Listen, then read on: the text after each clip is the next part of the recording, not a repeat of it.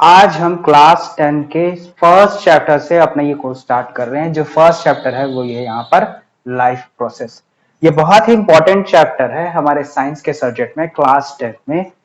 Life process नाम से ही पता चल रहा है, something which is indicating about life. Life क्या भाई? एक प्रोसेस। तो लाइफ प्रोसेस है क्या चीज?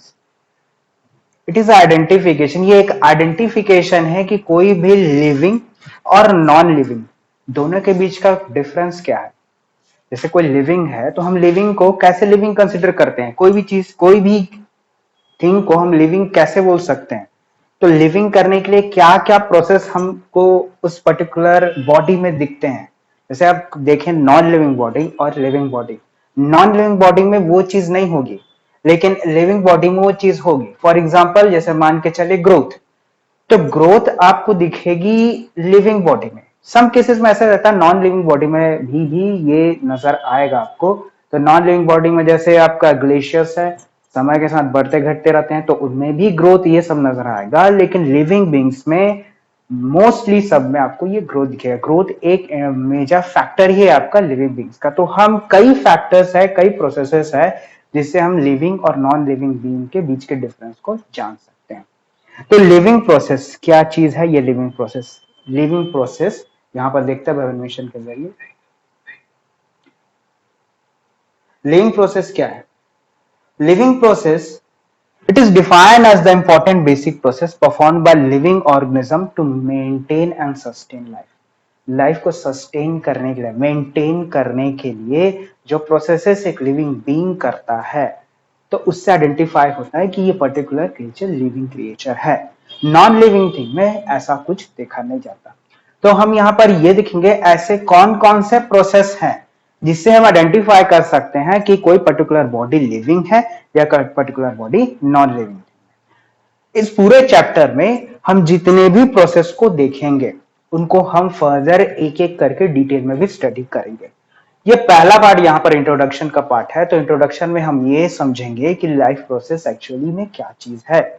आगे बढ़ते हैं, यहाँ पर देखते हैं व्हाट इज लाइफ प्रोसेस।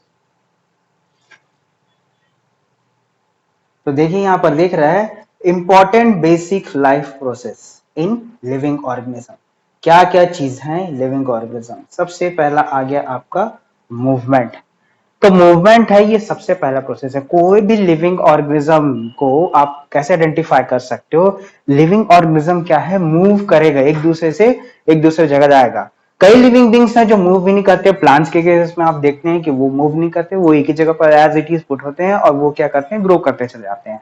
लेकिन अब यहाँ पर बात करें लिविंग बींग्स में, वी आर ह्यूमंस और एनिमल्स के केस में क्या होता है, आपके यहाँ पर मूवमेंट को देखा जाता है। और मूवमेंट क्यों? क्योंकि हम अपने फूड को प्रिपेयर खुद नहीं कर सके, तो for taking food and for all other things, कुछ अलग काम के लिए, कुछ अदर वर्क के लिए हमको मूव करना पड़ता है।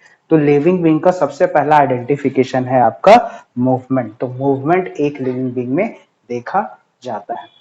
दूसरा इंपॉर्टेंट फैक्टर क्या है? दूसरा इंपॉर्टेंट फैक्टर है यहाँ पर आपका रिप्रोडक्शन। तो यहाँ पर आपको रिप्रोडक्शन भी देखने को मिलेगा। कोई भी लिविंग ऑर्गेनिज्म है इस वर्ल्ड में वो रिप्रोड्यूस करेगा ही करेगा। मोड हो सकता है सेक्सुअल रिप्रोडक्शन या सेक्सुअल रिप्रोडक्शन, बट ये रिप्रोडक्शन के सिनेरियो को जरूर परफॉर्म करेगा। क्यों इंपॉर्टेंट है रिप्रोडक्शन का ये सिनेरियो? इसलिए इंपॉर्टेंट है क्योंकि अपनी रेस को मेंटेन करने के लिए, अपने जो एक्सिस्टेंस है उसको मेंटेन करने के लिए रिप्रोडक्शन इज एसेंशियल। क्योंकि आज हम है, कल हम नहीं रहेंगे, बट हमारे आने वाली जनरेशन हैं ये जरूर इस अर्थ पे रहेगी। और ऐसे ह्यूमैनिटी और ह्यूमंस की जो स्पीशीज है वो हमेशा सर्वाइव करेगी। तो हर ऑर्गेनिज्म, हर लिविंग ऑर्गेनिज्म, हर स्पीशीज पूरे प्रोलॉन्ग टाइम तक सर्वाइव करने के लिए रिप्रोडक्शन करती है, ताकि ये रेस की कंटिन्यूटी मेंटेन रहे और बनी रहे। आगे देखते हैं। तीसरा फैक्टर है आपका ग्रोथ एंड रिपेयर। ग्रोथ भी देखा जाएगा, रिपेयर भी देखा जाएगा। Growth in the sense body में ग्रोथ। तो प्लांट्स का एक एग्जांपल आपको दे रहा है, यहाँ पर सीडलिंग है और यहाँ से एक प्लांट ग्रो करेगा थ्रू रूट्स। तो यहाँ पर एक ग्रोथ है और आपका एक रिपेयर है, रिपेयर भी देखा जाएगा। कोई भी चीज है वहां पर चोट लग जाती है तो आप देखते हो आपके जो वुंड्स होते हैं वो वापस रिपेयर कर जाते हैं। तो एक रिपेयर वाला भी फैक्टर यहाँ पर होता है। तो लिविंग बींग्स में ये सब चीज देखा जाता है। नॉन लिविंग थिंग में अगर कोई चीज आप स्टक कर दो तो वो रिपेयर के सिनेरियो में नहीं देखा जाता। ये सिर्फ किसमें होता है? आपके लिविंग ऑर्गेनिजम्स में होता है। तो थर्ड फैक्टर यहाँ पर है आपका ग्रोथ एंड रिपेयर। उसके बाद देखते हैं हमारे एक और फैक्टर जिसको हम बोलते हैं न्यूट्रिशन। न्यूट्रिशन मतलब कोई भी लिविंग ऑर्गेनिज्म है वो ऐसे ही जिंदा नहीं रह सकता। लिविंग बींग्स तो जिंदा रहने के लिए क्या चाहिए, लिविंग बींग्स को जिंदा रहने के लिए न्यूट्रिशन चाहिए, फूड चाहिए। फूड से उनको क्या कहता है, न्यूट्रिशन मिलता है। और न्यूट्रिशन क्यों चाहिए, क्योंकि उनको अपनी लिविंग एक्टिविटीज को करने के लिए एनर्जी की रिक्वायरमेंट होती है, और एनर्जी की रिक्वायरमेंट को फुलफिल किससे करते हैं, फूड से। तो फूड से उनको क्या मिलता है, न्यूट्रिशन, और न्यूट्रिशन से फिर वो अपनी एनर्जी को गेन करते हैं। एनर्जी को गेन करने के बाद वो अपने लाइफ एक्टिविटीज को, जैसे कि रिप्रोडक्शन हो गया, ग्रोथ हो गया, different types of body activities को वो परफॉर्म करते हैं। फिर आ गया आपका रेस्पिरेशन। तो respiration is scenario without respiration हमारा फूड डाइजेस्ट या फिर फूड का ब्रेकडाउन हो नहीं सकता। क्यों नहीं हो सकता फूड का ब्रेकडाउन, फूड का ब्रेकडाउन यहाँ पर इसलिए नहीं हो सकता क्योंकि रेस्पिरेशन से हमारी बॉडी में अंदर क्या आता है, ऑक्सीजन, और ऑक्सीजन ही आपका रिस्पॉन्सिबल है ब्रेकडाउन ऑफ फूड के। क्योंकि हमारे सेल्स में जब फूड के सिंपल मॉलिक्यूल्स जाते हैं तो उसके ब्रेकडाउन के लिए ऑक्सीजन एक एसेंशियल कंपोनेंट है। तो जब कोई भी रेस्पिरेशन का प्रोसेस होता है तो रेस्पिरेशन में हमारी बॉडी को ऑक्सीजन सप्लाई होता है, इसी ऑक्सीजन से फूड का ब्रेकडाउन होता है, और फूड के ब्रेकडाउन से फिर हमारी बॉडी को एनर्जी मिलती है, न्यूट्रिशन मिलता है। तो ये भी एक डायरेक्ट लिंक है न्यूट्रिशन के सिनेरियो में। इसके बिना न्यूट्रिशन या एनर्जी गेन का प्रोसेस हमारी बॉडी नहीं कर सकती।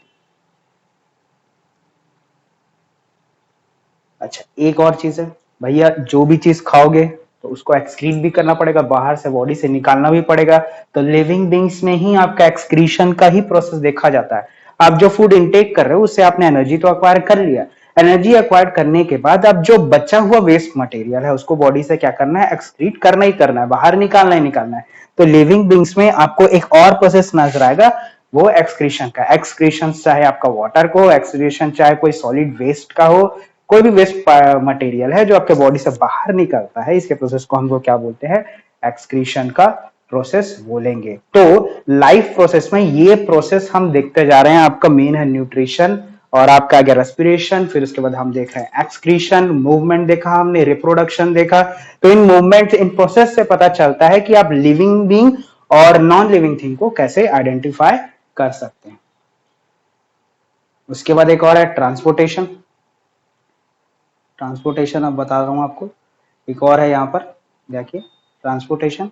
तो ट्रांसपोर्टेशन यहाँ पर क्या चीज है, ट्रांसपोर्टेशन जो भी आप ऑक्सीजन कंज्यूम करेंगे, रेस्पायर करेंगे और उससे ऑक्सीजन लेंगे, उस ऑक्सीजन को सप्लाई तो करना पड़ेगा। फूड के जो अब है उस फूड को different parts of the body में तो सप्लाई तो करना पड़ेगा। तो ये ट्रांसपोर्टेशन सिस्टम होता है हमारी बॉडी में, जो हर सेल्स को फूड का सप्लाई करता है, ट्रांसपोर्टेशन होता है। ऑक्सीजन की सप्लाई करता है, ऑक्सीजन ट्रांसपोर्टेशन करता है, या ऑक्सीजन ट्रांसपोर्ट करता है। फूड का ट्रांसपोर्टेशन, ऑक्सीजन का transportation by blood, close circulatory system में, ओपन सर्कुलेटरी सिस्टम में अलग बात है। बाकी ह्यूमंस में अगर देखा जाए, एनिमल्स में देखा जाए, मोस्टली आपको ज्यादातर आपको ये ट्रांसपोर्टेशन सिस्टम मिलेगा। इसके बिना जो भी आपका फूड का जो सेल्स तक पहुंचना है या ऑक्सीजन की सप्लाई है, वो ट्रांसपोर्टेशन के थ्रू ही होती है ये सप्लाई। और ये किससे होगा, ये आपके ब्लड के थ्रू ही पॉसिबल है। तो ये हम पूरा पढ़ेंगे आपके ट्रांसपोर्टेशन के प्रोसेस में।